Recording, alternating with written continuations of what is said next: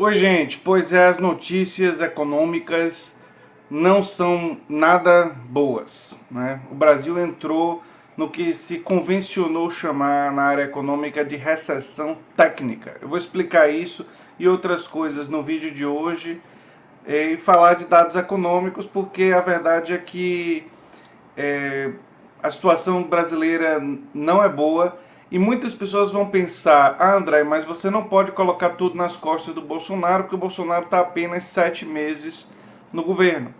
E é verdade, o governo Bolsonaro só tem 7 meses, então é lógico que essa recessão não é responsabilidade exclusiva do governo Bolsonaro. Mas é bom lembrar que Bolsonaro votou a favor da reforma trabalhista, que todo mundo prometeu pra gente, pelo menos os liberais, não é? Prometeram pra gente que iria aumentar, diminuir o desemprego, que iria dinamizar a economia. É bom lembrar que a reforma trabalhista já tem algum tempo, foi do governo Temer, não é? E a reforma trabalhista já foi concluída e a reforma trabalhista não teve praticamente nenhum impacto. Então, nós vamos analisar essa questão e outras no vídeo de hoje. Se você chegou agora, o canal é a Nova Máquina do Tempo, eu sou André Teixeira Jacobina, e se você gosta do que a gente faz, se inscreva no canal, dê um like, compartilhe, se inscreva nas nossas outras redes sociais, ou então no nosso Apoia-se, links vão estar em um comentário fixado no início dos comentários. A reportagem é de Alexandre Martello, né, do G1, e ele traz o seguinte: chamada recessão técnica acontece quando há 2 trimestres seguidos de queda no nível de atividade. O resultado oficial do PIB no segundo semestre será divulgado pelo IBGE em 29 de agosto, mas a prévia do PIB do Banco Central recuou 0,13% no segundo semestre, né? O recuo de 0,13% entre abril e junho desse ano foi verificado na comparação com o primeiro trimestre de 2019. O número foi calculado após ajuste sazonal, uma compensação para comparar períodos diferentes de um ano. Como o nível de atividade já havia recuado 0,2% nos 3 primeiros meses desse ano, contra o último trimestre do ano passado, a economia brasileira pode ter entrado em uma recessão técnica que se caracteriza por 2 trimestres seguidos de tombo do PIB. Segundo explicações do Instituto Brasileiro de Geografia e Estatística, aquele instituto do IBGE que o Bolsonaro gosta de negar os números, na recessão técnica é considerada a possibilidade de recuperação no curto prazo. É diferente da recessão de fato, quando a situação do país está se deteriorando significativamente e a alta do desemprego e dos índices de falência, queda de produção e do consumo. O problema do Brasil é que nós estamos vindo de uma tendência de queda de consumo e queda de produção e desindustrialização há muitos anos. Nós estamos em um processo de desindustrialização que ele é longo. E a perda do poder real de consumo com a alta do dólar é constante. Se vocês perceberem, o dólar está de novo quase a R$4. Acho que ainda não chegou a R$4, mas chegou bem perto disso, né? O produto interno bruto é uma soma de todos os bens e serviços produzidos no país e serve para medir a evolução da economia. Claro que não é um critério único, né? O IBC-BR do Banco Central, porém, é somente um indicador criado para antecipar o resultado do PIB, que é calculado pelo IBGE. Os números oficiais do PIB do segundo trimestre vão ser divulgados em 29 de agosto. Então nós temos que aguardar esses números oficiais para ver se essa previsão vai se confirmar. Quando a comparação é feita com o resultado do segundo trimestre de 2018, porém, o IBC-BR indica alta de 0,85, sem ajuste sazonal. Em 12 meses até junho desse ano, também sem ajuste sazonal, os números do Banco Central indicam uma expansão de 1,08, que é bem modesta. O fraco resultado do segundo semestre desse ano já era esperado por economistas. Isso porque os componentes do PIB já haviam indicado a atividade em baixa no período. O setor de serviços, por exemplo, registrou queda de 0,6% no segundo trimestre, enquanto a produção industrial teve queda de 0,7% e as vendas do comércio caíram 0,3%. E esses números vocês podem verificar em suas próprias cidades, em suas próprias comunidades. Com raras exceções, e existem exceções, vocês vão ver muitas lojas fechando, muitas diminuição das vendas, e isso está acontecendo em todo o país, né? Aqui em Salvador a gente percebe, né? Apesar da retração do PIB nos 3 primeiros meses desse ano e do possível tombo também no período de abril a junho, os economistas do mercado financeiro, o Banco Central e o Ministério da Economia projetam crescimento da economia ao todo esse ano. A previsão de alta do PIB é de cerca de 0,8% no ano de 2019, mas é novamente um crescimento muito baixo e não recupera todo o problema que nós temos enfrentado, né? O relatório Focus, a matéria também traz isso. O Banco Central também divulgou na segunda-feira o relatório Focus com previsões para crescimento da economia, inflação, taxa de juros, entre outros indicadores. O relatório é resultado de levantamento feito na semana passada com mais de 100 instituições financeiras. Segundo o relatório, os analistas do mercado financeiro voltaram a reduzir a previsão de crescimento da economia em 2019. Passou de 0,82 para 0,81. Os analistas ouvidos pelo BC, pelo Banco Central, também reduziram a previsão de inflação de 3,8 para 3,76. Né? FGTS e reforma da Previdência. E aí tem um comentário sobre esses dois fatores. Né? Após o tombo no PIB no primeiro trimestre desse ano, a área econômica do governo Bolsonaro começou a se movimentar para estimular a economia e, mais recentemente, anunciou a liberação de 42 bilhões nas contas do PIX e do Fundo de Garantia por Tempo de Serviço, o FGTS, com efeito em 2019 e 2020. Se todos os recursos forem sacados, o impacto sobre o PIB desse ano seria de 0,26 ponto percentual e de 0,59 ponto percentual no ano que vem, estimou o Instituto Fiscal Independente, órgão vinculado ao Senado. Ou seja, a liberação de dinheiro acrescentaria nos 2 anos crescimento de 0,85 ponto percentual no PIB. Na verdade, isso é muito claro, porque quando você libera dinheiro dentro da economia, você tem, enfim, um crescimento da atividade econômica, só que você também pode gerar a desvalorização da moeda. Existem alguns riscos em simplesmente imprimir muito dinheiro, né? Além disso, analistas acreditam que a aprovação da reforma da Previdência em primeiro turno pela Câmara dos Deputados também vai contribuir para impulsionar o crescimento da economia nos próximos meses.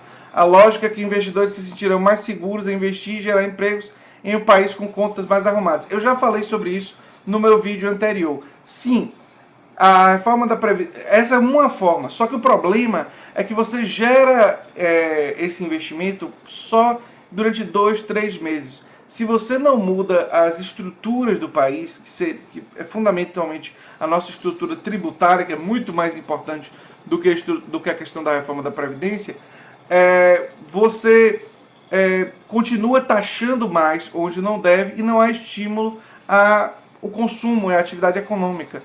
Isso faz com que a atividade econômica seja limitada e, portanto, não há uma resposta. Além disso, o Estado, as políticas de austeridade, você simplesmente diminuir o investimento estatal, normalmente cria contração da economia. Um país como o Brasil, ele precisa sim de investimento estatal, mas para conseguir fazer investimento estatal sem se endividar, o Estado teria que não só auditar a dívida pública, mas, como eu disse antes, fazer uma reforma tributária que tributasse dividendos empresariais, lucros de banco, enfim, transações financeiras. Você teria que ter toda uma estratégia para tributar isso e não tributar, ou tributar muito menos, melhor dizendo, o consumo. O consumo teria que ser muito menos tributado de forma a estimular a atividade financeira. E o Brasil não fez isso.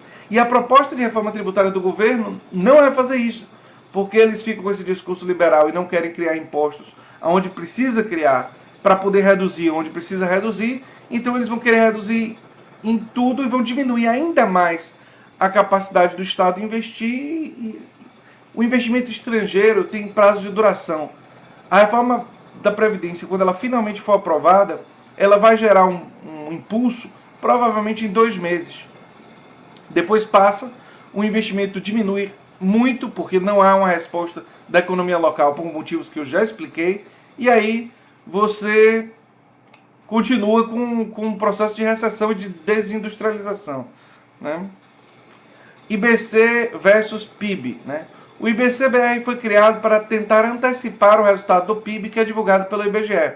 Os resultados do IBC, porém, nem sempre mostram proximidade com os dados oficiais do PIB.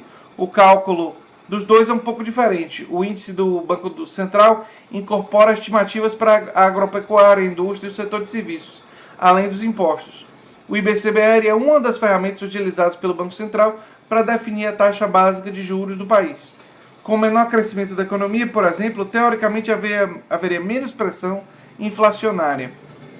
Atualmente, a taxa Selic está em 6% ao ano, na mínima histórica, e a estimativa de mercado é que recue para 5% ao ano até o final de 2019. Enfim, gente, os dados não são animadores, o Brasil não está reagindo, e eu enfatizo isso. O Brasil tem quase 50%, mais de 40% do nosso orçamento consumido pela dívida pública. Nós precisamos auditar essa dívida. Começa por aí. Fazer uma auditoria cidadã com transparência da dívida pública. Ah, André, o PT não fez. É verdade, o PT cometeu esse erro. O PT não fez a auditoria da dívida pública. Teria que enfrentar interesses poderosos e perderia popularidade. Era uma conjuntura que o PT avaliou que não deveria fazer. Mas a gente não pode se prender a erros do passado, né, dos governos petistas. A esquerda, inclusive o PT, do campo progressista, mas toda a esquerda, todos os partidos políticos, o PDT, o PSOL, o PSB, partidos que têm seus problemas, todos eles precisam comprar a ideia da auditoria cidadã da dívida, precisam comprar a ideia de uma reforma tributária progressiva, precisam comprar a ideia de reduzir impostos sobre o consumo, não tirar essa coisa da direita de que só eles defendem a redução de impostos. Não, nós temos que defender a redução de impostos sobre o consumo, porque nós somos pró os mais pobres e os trabalhadores, a classe trabalhadora. E isso vai beneficiar não só a classe trabalhadora, mas a economia do país inteiro. Então nós precisamos ter uma visão macroeconômica mais completa, de saber onde é que é necessário aumentar impostos, onde é necessário diminuir impostos, para ter uma visão mais inteligente e estimular os mecanismos da indústria, estimular a economia corretamente, inclusive estimulando fortemente o setor cooperado, que é um setor que quando emprega e quando se expande, só amplia a quantidade de empregos, porque o setor cooperado não tem o hábito do grande negócio, das grandes corporações empresariais, de que quando cresce muito começa a automatizar tudo e começa a mandar empregos para outros países. Então é fundamental também estimular as cooperativas democráticas, com gestão democrática dos recursos, como um mecanismo auxiliar, não a solução de todos os problemas, para poder enfrentar esse cenário extremamente difícil que nós vivemos no nosso país, do ponto de vista econômico, atualmente.